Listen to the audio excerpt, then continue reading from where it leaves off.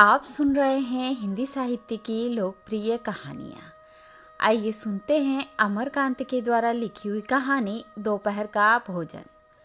सिद्धेश्वरी ने खाना बनाने के बाद चूल्हे को बुझा दिया और दोनों घुटनों के बीच सिर रखकर शायद पैर की उंगलियों या जमीन पर चलते चींटे चींटियों को देखने लगी। अचानक उसे मालूम हुआ कि बहुत देर से उसे प्यास नहीं लगी है। वह मतवाले की तरह उठी और गगरे से लोटा भर पानी लेकर गट गट चढ़ा गई। खाली पानी उसके कलेजे में लग गया और वह हाय राम कहकर वहीं जमीन पर लेट गई। आधे घंटे तक वहीं उसी तरह पड़ी रहने के बाद उसके जी में जी आया।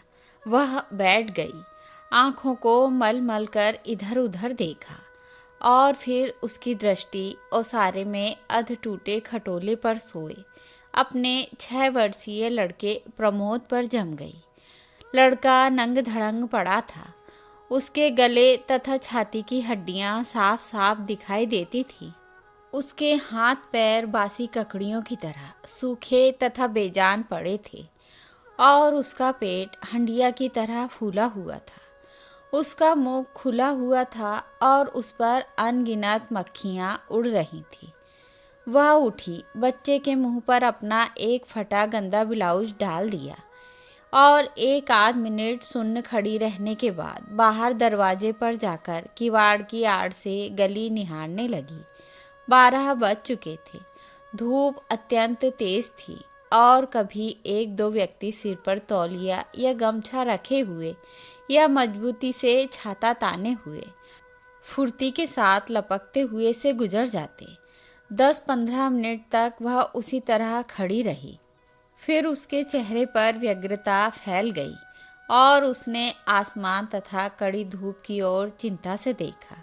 1-2 क्षण बाद उसने सिर को किवाड़ से काफी आगे बढ़ाकर गली के छोर की तरफ निहारा तो उसका बड़ा लड़का रामचंद्र धीरे धीरे घर की ओर सरकता नजर आया।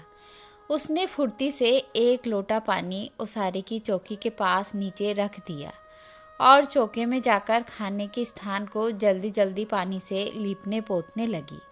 वहां पीढ़ा रखकर उसने सिर को दरवाजे की ओर घुमाया ही था कि रामचंद्र ने अंदर कदम रखा।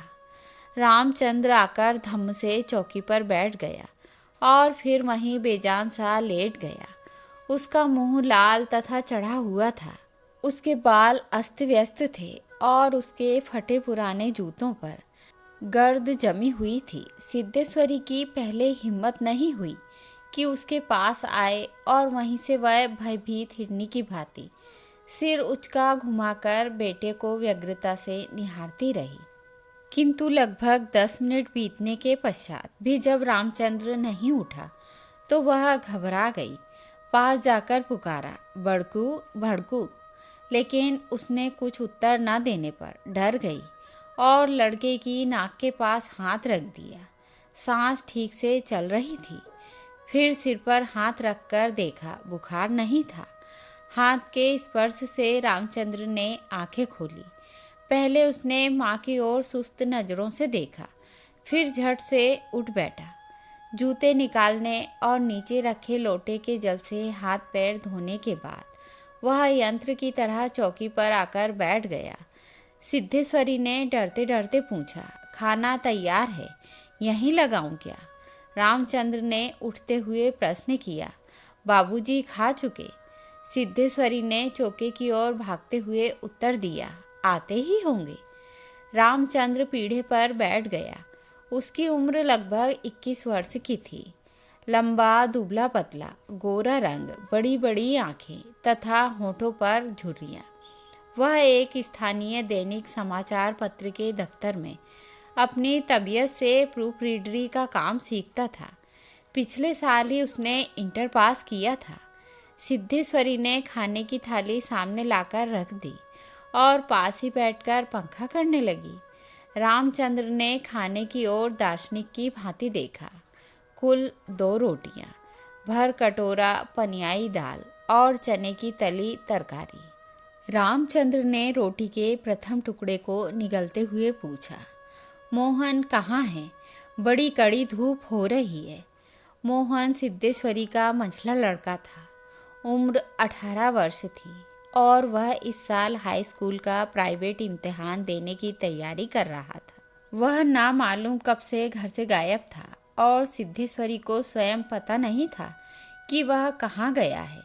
किंतु सच बोलने की उसकी तबीयत नहीं हुई और झूठ मूठ उसने कहा, किसी लड़के के यहाँ पढ़ने गया है, आता ही होगा। दिमाग उसका बड़ा तेज है और उसकी तबीयत 24 घंटे पढ़ने में ही लगी रहती है। हमेशा उसी की बात करता रहता है। रामचंद्र ने कुछ नहीं कहा। एक टुकड़ा मुंह में रखकर भरा गिलास पानी पी गया, फिर खाने लग गया। वह काफ़ी छोटे छोटे टुकड़े तोड़कर उन्हें धीरे धीरे चबा रहा था। सिद्धेश्वरी भय तथा आतंक से अपने बेटे को एकटक निहार रही थी। कुछ क्षण बीतने के बाद डरते डरते उसने पूछा, वहाँ कुछ हुआ क्या? रामचंद्र ने अपनी बड़ी बड़ी भावहीन आंखों से अपनी माँ को देखा, फिर नीचा सिर करके कुछ रुखाई से बोला, समय आने पर सब ठीक हो जाएगा। सिद्धेश्वरी चुप रही। धूप और तेज होती जा रही थी। छोटे आंगन के ऊपर आसमान में बादल में एक दो टुकड़े पाल की नावों की तरह तैर रहे थे। बाहर की गली से गुजरते हुए एक खड़खड़िया इक्के की आवाज़ आ रही थी और खटोले पर सोए बालक की सांस का खर्र खर्र शब्द सुनाई दे रहा था। रामचंद्र ने अचानक चुप्पी को भंग करते हुए पूछा, प्रमोद खा चुका? सिद्धेश्वरी ने प्रमोद की ओर देखते हुए उदास स्वर में उत्तर दिया, हाँ खा चुका। रोया तो नहीं था? सिद्धेश्वरी फिर झूठ बोल गई, आज तो सचमुच नहीं रोया।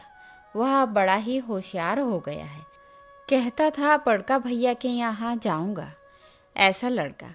पर वह आगे कुछ न बोल सकी, जैसे उसके गले में कुछ अटक गया। कल प्रमोद ने रेवड़ी खाने की जिद पकड़ ली थी और उसके लिए 1.5 घंटे तक रोने के बाद सोया था।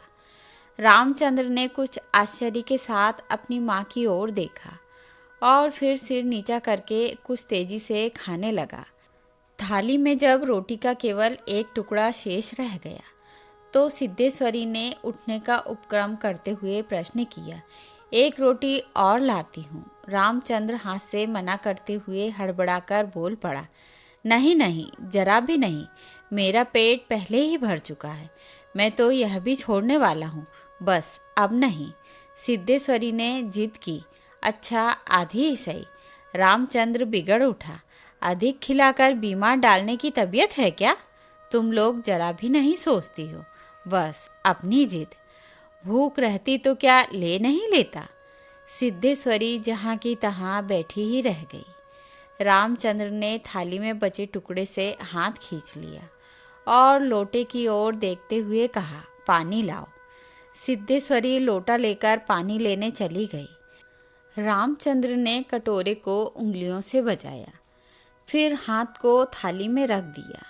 1-2 क्षण बाद रोटी के टुकड़े को धीरे से हाथ से उठाकर आँख से निहारा और अंत में इधर उधर देखने के बाद टुकड़े को मुंह में इस सरलता से रख लिया जैसे वह भोजन का ग्रास न होकर पान का बीड़ा हो। मंझला लड़का मोहन आते ही हाथ पैर धोकर पीढ़े पर बैठ गया। वह कुछ सांवला था और उसकी आंखें छोटी थीं। उसके चेहरे पर चेचक के दाग थे।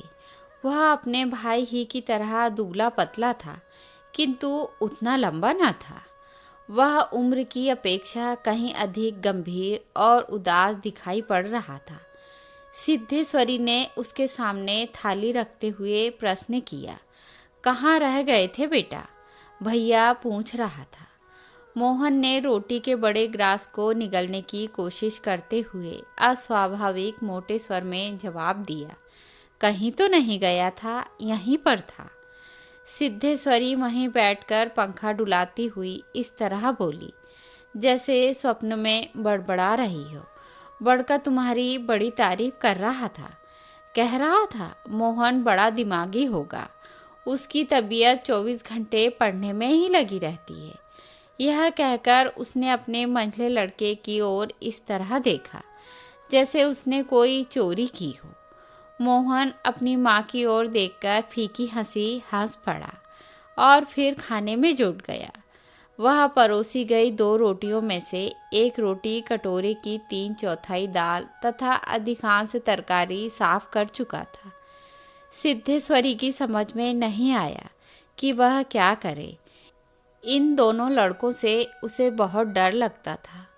अचानक उसकी आंखें भर आईं। वह दूसरी ओर देखने लगी। थोड़ी देर बाद उसने मोहन की ओर मुंह फेरा तो लड़का लगभग खाना समाप्त कर चुका था। सिद्धेश्वरी ने चौंकते हुए पूछा, एक रोटी देती हूँ। मोहन ने रसोई की ओर रहस्यमय नेत्रों से देखा, फिर सुस्त स्वर में बोला, नहीं। सिद्धेश्वरी ने गिड़गिड़ाते हुए कहा, नहीं बेटा, मेरी कसम, थोड़ी ही ले लो। तुम्हारे भैया ने एक रोटी ली थी।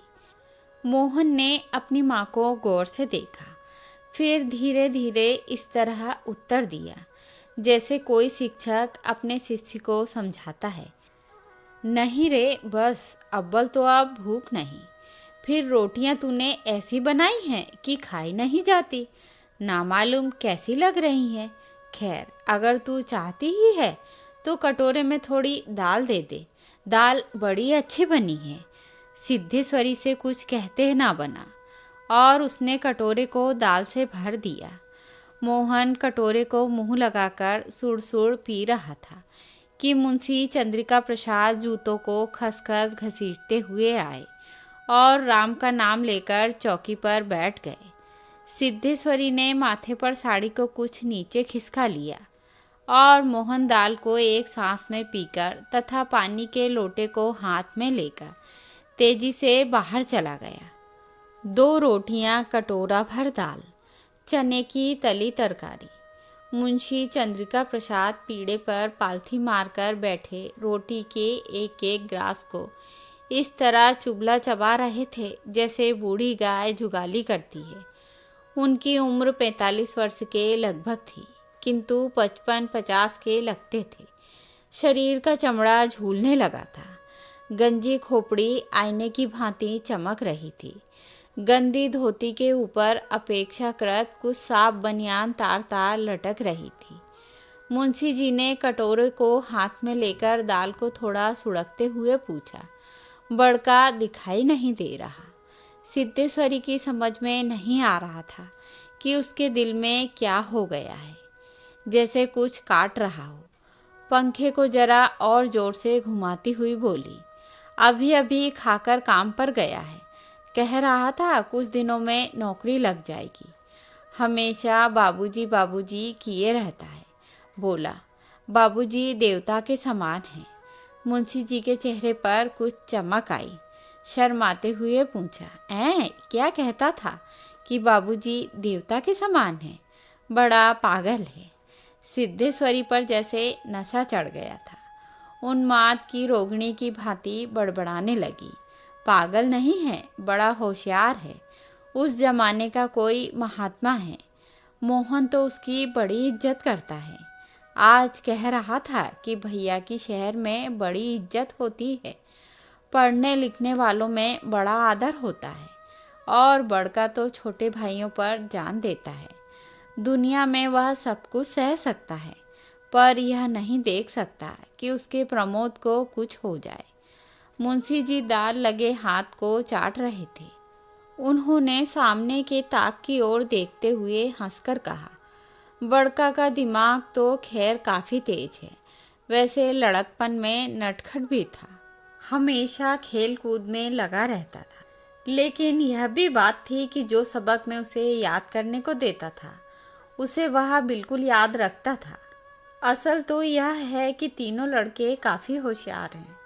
प्रमोद को कम समझती हो, यह कहकर वह अचानक जोर से हंस पड़े। मुंशी जी 1.5 रोटी खा चुकने के बाद एक गिलास से युद्ध कर रहे थे। कठिनाई होने पर एक गिलास पानी चढ़ा गए, फिर खर खर खांस कर खाने लगे। फिर चुप्पी छा गई। दूर से किसी आटे की चक्की की पुक पुक की आवाज़ सुनाई दे रही थी। और पास के नीम के पेड़ पर बैठा कोई पंडुक लगातार बोल रहा था। सिद्धेश्वरी की समझ में नहीं आ रहा था कि क्या कहे। वह चाहती थी कि सभी चीज़ें ठीक से पूछ ले, सभी चीज़ें ठीक से जान ले और दुनिया की हर चीज़ पर पहले की तरह धड़ल्ले से बात करे, पर उसकी हिम्मत नहीं होती थी। उसके दिल में जाने कैसा भय समाया हुआ था। अब मुंशी जी इस तरह चुपचाप दुबके हुए खा रहे थे, जैसे पिछले 2 दिनों से मौन व्रत धारण कर रखा हो और उसको कहीं जाकर आज शाम को तोड़ने वाले हों। सिद्धेश्वरी से जैसे नहीं रहा गया। बोली, मालूम होता है अब बारिश नहीं होगी।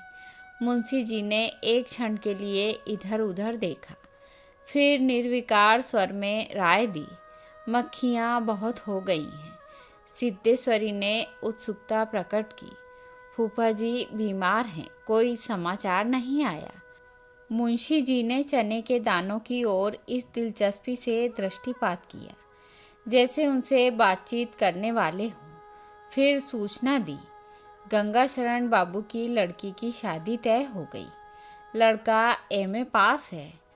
सिद्धेश्वरी भी हठात चुप हो गई। मुंशी जी भी आगे कुछ नहीं बोले।